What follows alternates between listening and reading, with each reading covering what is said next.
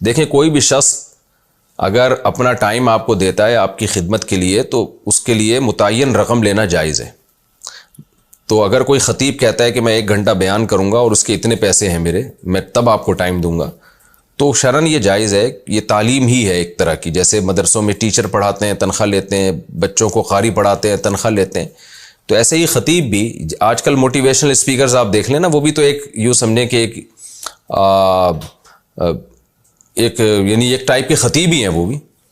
तो यूँ कह सकते हैं कि भाई वो उन पे इस्लाम का लेबल नहीं लगा होता, या उनमें बहुत से लिबरल होते हैं, लेकिन ये कि लोगों को मोटिवेट कर रहे हैं या लोगों को गाइड कर रहे हैं, तो जो भी गाइड करेगा तो गाइडेंस के अपना टाइम के पैसे वो ले सकता है।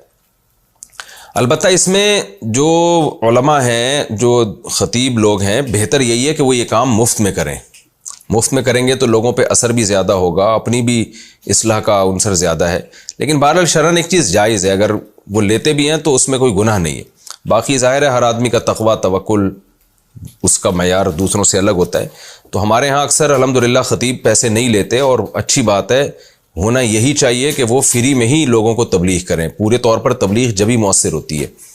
बाकी ये कि लोगों से हदिया लेते हैं, तो अगर बता के हदिया लेते हैं ये अमल नाजायज़ है।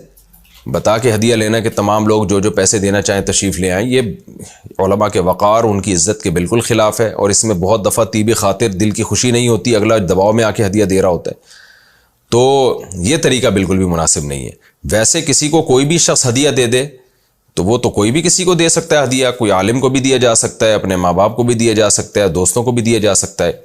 लेकिन उसके लिए जो आजकल अनाउंसमेंट बाज़ जगहों पर हमने देखी है और पहले से बताया जा रहा होता है, तो ये बिल्कुल गलत है।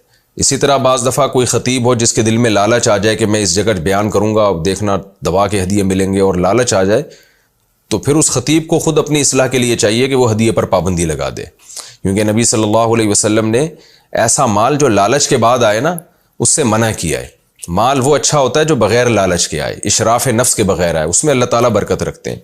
इसकी मैं एक मिसाल देता हूँ। एक बुज़ुर्ग थे, वो एक शागिर्द को पढ़ाते थे, तो उन बुज़ुर्ग के मुंह से ये निकल गया कि मैं फ़ाक़ों से हूँ। उनकी नीयत ये नहीं थी कि तुम मुझे कुछ खिलाओ, तो मैं फ़ाक़ों से हूँ। तो शागिर्द उठ के चला गया।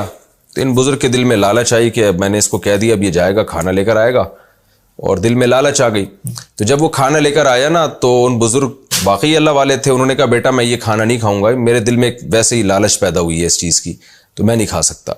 वो शागिर्द भी बड़ा ज़हीन था, उसने कहा ठीक है जी, नहीं खाए, मैं ले जाता हूँ। लेके गया और दूसरे दरवाजे से वापस ले आया। कहने लगा अब तो लालच नहीं थी ना, अब तो आप नाउम्मीद हो गए थे। उन्होंने कहा हाँ अब मुझे लालच नहीं थी। उन्होंने कहा चलें बिस्मिल्लाह करें, अब आप खाएँ। तो इस वाक़े से हमें बड़ा सबक मिलता है कि लालच के साथ जो चीज़ आती है उसमें बरकत नहीं होती, और इससे अपने दिल ख़राब हो जाता है। बग़ैर लालच के जो चीज़ आती है तो वो ज़्यादा अच्छी होती है।